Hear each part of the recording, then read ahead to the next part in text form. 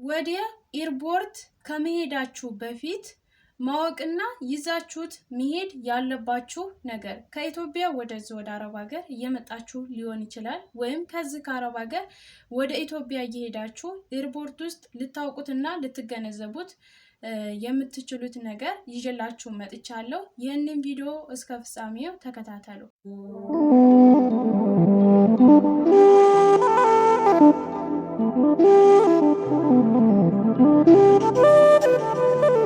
ሰላም ጤና ይስጥልኝ። ውድና የተከበራችሁ የሸዋር ዩቲዩብ ቤተሰብ እንዴት ናችሁ? እግዚአብሔር ይመስገን እኔ በጣም ደህና ነኝ።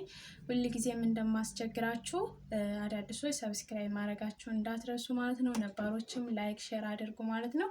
ዛሬ እንግዲህ በአዲስ ቪዲዮ መጥቼላችኋለሁ። የዛሬ ቪዲዮ ከኢትዮጵያ ወደዚህ ወደ አረብ ሀገር እየመጣችሁ ሊሆን ይችላል ወይም ከዚህ ከአረብ ሀገር ወደ ኢትዮጵያ ልትገቡ ከቤት ውስጥ ከመውጣታችሁ በፊት ወደ ኤርፖርት ከመሄዳችሁ በፊት ማወቅና ይዛችሁ መሄድ ያለባችሁን ነገር መገንዘብ ያለባችሁን ነገር ነው ዛሬ ይዤላችሁ የመጣሁት ማለት ነው።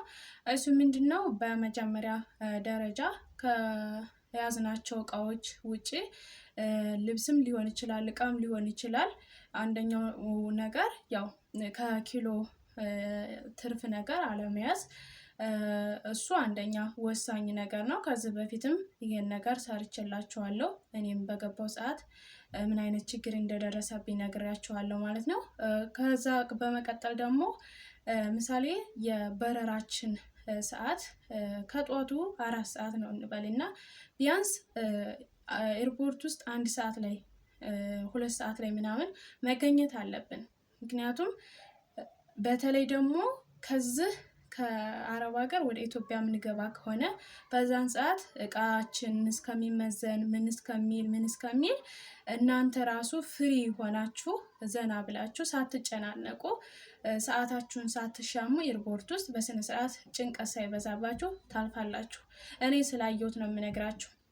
ወደ ሀገር ልገቡ ስትሉ በጣም ነው በቃ ውጥርጥርጥር የሆነ ጭንቀታሙ ነው የምትሆኑ። ስለዚህ ቶሎ ቀደም ብላችሁ ኤርፖርት ውስጥ መገኘት አለባችሁ።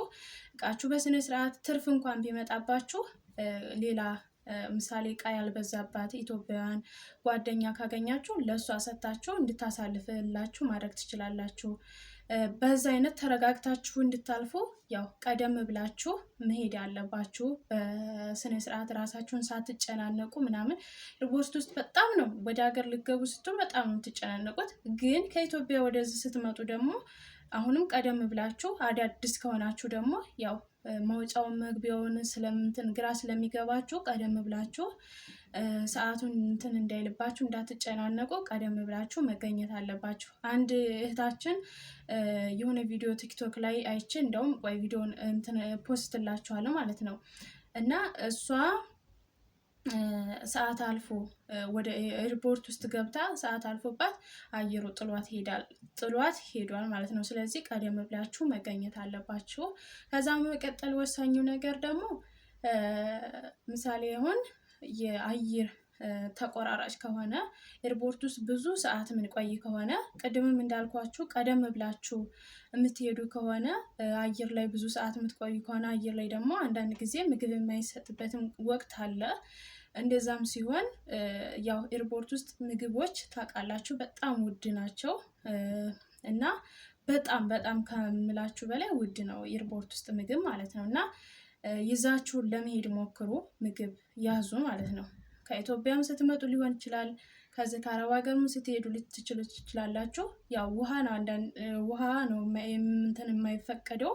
ምግቦች ችግር የለውም ይፈቀዳል፣ ምግብ ይፈቀዳል እኔ በማውቀው ደረጃ ማለት ነው። ግን ውሃ አያልፍም፣ ውሃ ይጣልባችኋል። ምግብ ግን ማለፍ ይችላል። እዛ ኤርፖርት ውስጥ ውሃን ብትገዙ ብዙም አይጎዳችሁም። ግን የተለያየ ምግቦች በጣም የሚጎዱ ናቸው። እንደውም ነግራችሁ የምፈልገው ነገር ወይስ ዞር እያልኩ ኪሴ ውስጥ አቃቃሚ ስገባ ለቤት ልከዋለሁ እንዴ ከራይድና ነው የተረፈ 1000 ብር ነበር። እስከዛ 1000 ብር ወይ ለምን በራስ እሞታለሁ ራብ ለምን ይሞሩ ሙረኛ ሄድኩላችሁ ካፌ ሄድኩላችሁ። ከዛ እስኪ የሆነ ነገር የሚበላ ማለት ነው ስላት እነ ኑድል ምናምን አለችኝ። በጣም ውድ ነው ብሩ። ኧረ መድኃኒዓለም ከ2000 ምናምን ብር ጀምሮ ነው ትንሽዬ ምግብ። ኢንዶሚ ተቀቅሎ በእንትን 2000 ምናምን ብር ነው። ብሮኮሊ ምናምን አለ 2000 ምናምን ብር ነው። ከዛ እሺ ጭማቂ ሳልኳት ጁስ ሳልስ ምናምን አዎ ስንት ነው አልኳት። 1400 ብር አለች። ከዛ እባክሽን ጊዜ ውስጥ 1000 ብር አለ፣ ከ1000 ብር በታች ሊሸጥ የሚችል ነገር ምንድን ነው እላታለሁ።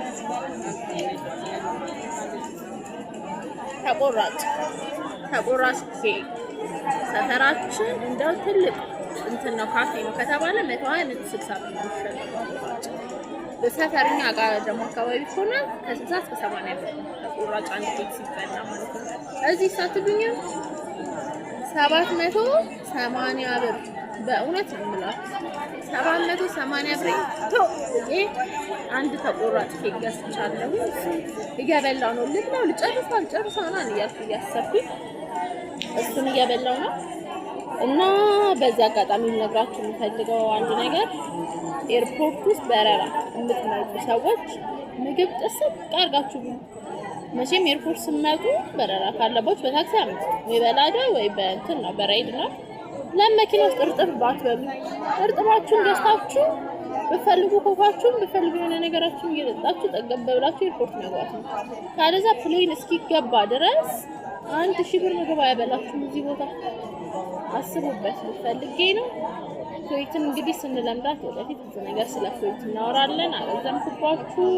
ባይ ውድ ቤተሰቦች እንግዲህ እህታችን ወደ ኩዌት እየሄደች ነው እና ይመስለኛል ያው የደላሎች ነገር እንግዲህ ሁሉ ብዙ አይነት ችግር አለ እንግዲህ እና ያው አየሯ ኤርፖርት ውስጥ 3 ቀን ሆኖኛል እያለች ነው። በጣም ከባድ ነው እንደዚህ አይነት አጋጣሚ በጣም ከባድ ናቸው እውነት ለመናገር እና እንደዚህ አይነት እንዲያጋጥማችሁ ጥንቃቄ አድርጉ። አሁን ላይ ደግሞ በጣም ብዙ አይነት ማጭበርበር እየመጣ ስለሆነ ጥንቃቄ አድርጉ። እንግዲህ እህታችንን ሰምታችኋታል።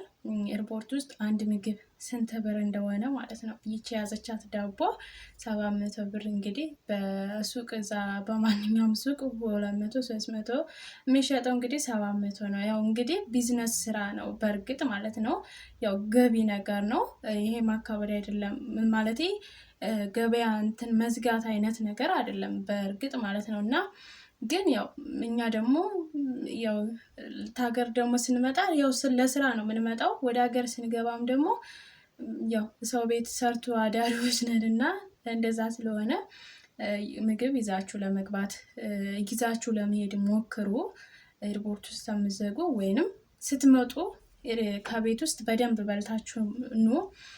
በተለይ ደግሞ ለመጀመሪያ ዲስክ እንሆን ደግሞ ያው ልባችን ምናምን ምግቡ ምናምን ላይበላልን ይችላል። ግን እንደምንም ብላችሁ ለመብላት ሞክሩ። ምክንያቱም ያው ኤርፖርት ውስጥ እንደሰማችሁት ነው ብዙ አይነት ችግር አለ፣ ብዙ አይነት ነገር አለ እና እንደዚህ አይነት ነገር እንዳይገጥማችሁ መጠንቀቅ አለባችሁ።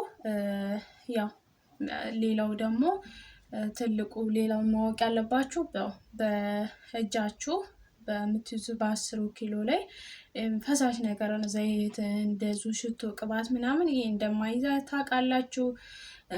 ሌላው ደግሞ ምንድነው ሌላው ያው ሞቅ ያለ ልብስ ያስፈልጋችሁ። አየር ላይ ስትወጡ አየር ላይ ሲወጣ ስለሚቀዘቅዝ ሞቅ ያለ ልብስ መልበስ አለባችሁ። ከላይ ጃኬት መልበስ አለባችሁ። ሌላ ምን አለ መሰላችሁ? ይሄ ነው በቃ ወሳኝ ነገር ምግብ። ያው እህታችንም እንዳለችው ሰምታችኋል።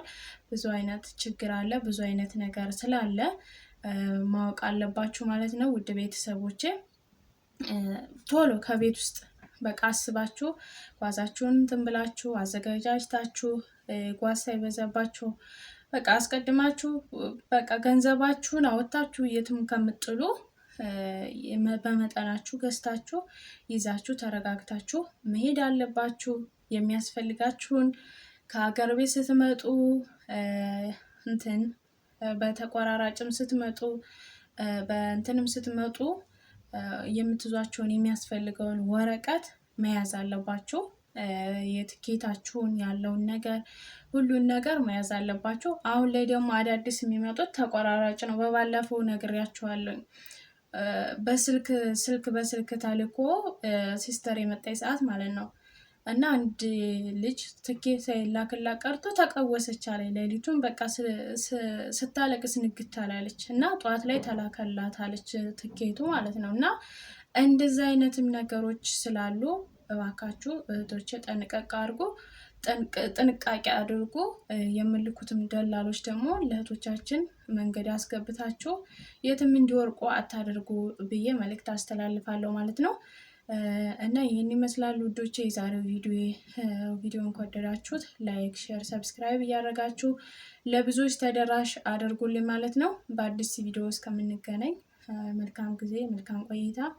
እወዳችኋለሁ። ባይ ባይ።